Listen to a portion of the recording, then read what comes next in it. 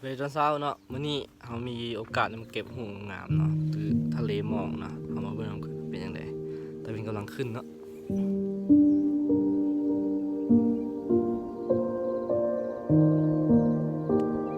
นี่เนาะบรรยากาศของทะเลหมอกเรา